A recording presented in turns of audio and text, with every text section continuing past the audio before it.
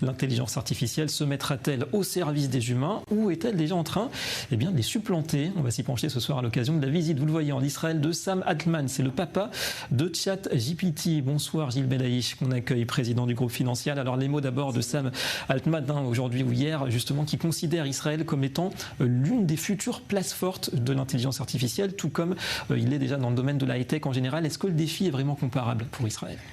Oui, je pense qu'il est pleinement comparable et je pense qu'il a tout à fait raison pour la seule et bonne raison qu'il a créé un outil qui est révolutionnaire, semble-t-il, mais par contre, pour l'instant, il ne matérialise pas de revenus tant qu'on n'a pas aujourd'hui des compagnies qui sont dans l'innovation et qui comprennent comment utiliser cet outil pour en faire de la duplication d'un outil réellement efficace, notamment pour les startups israéliennes, et faire en sorte aussi que ChatGPT ne soit pas juste une avancée technologique, mais soit également une source de revenus pour la compagnie ChatEY qui, pour l'instant, ne génère pas de revenus et qui, pour autant, a un objectif à 2025 de 1 milliard de dollars.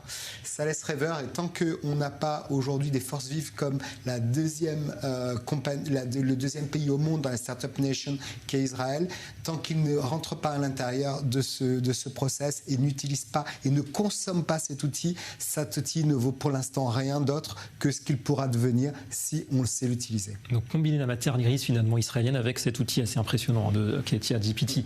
Alors on parle beaucoup de l'impact justement de l'IA, de l'intelligence artificielle sur l'emploi. Le vrai du faux, est-ce que les craintes sont justifiées? Est-ce qu'elles sont exagérées?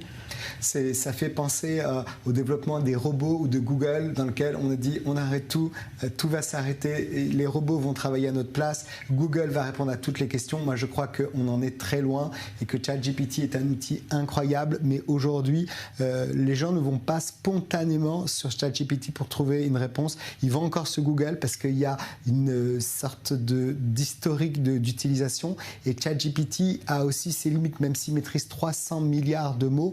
Il y a aussi l'intelligence et ça rappelle les lignes de la Torah qui dit « Et sage celui qui s'est posé les bonnes questions ». Sur ChatGPT, c'est exactement la même chose. Le vrai sujet, c'est le prompt. C'est quelle est la capacité de poser la bonne question pour obtenir la bonne réponse. Et là, ça nécessite tout de même, si ça a l'air très intuitif, l'intellect est encore là, de la difficulté pour les plus simples. Oui, on est encore au début, effectivement. Alors, en tout cas, le succès d'OpenAI, donc c'est la maison mère de ChatGPT, c'est quand même aussi le retour en force de Microsoft. On avait presque oublié ces dernières années. C'est une surprise, ça, justement, de revoir Microsoft au premier plan? Non, oui et non, parce qu'en fait, ils ont fait ce pari, 10 milliards de dollars quand même pour Microsoft, comme notre ami Elon Musk l'a fait en 2015. Mais le grand absent, c'est Google. Et aujourd'hui, ils doivent s'en mordre les doigts, même s'ils sont en train de développer Bard, qui est le petit concurrent de ChatGPT, et ils ont comparé eux-mêmes Bard à une Honda Civic avec ChatGPT qui est une Ferrari. Mais la réalité, c'est qu'ils ont su, Microsoft, développer bien en avant cette initiative et comme d'autres, certaines réussites, d'autres non. Et là, c'est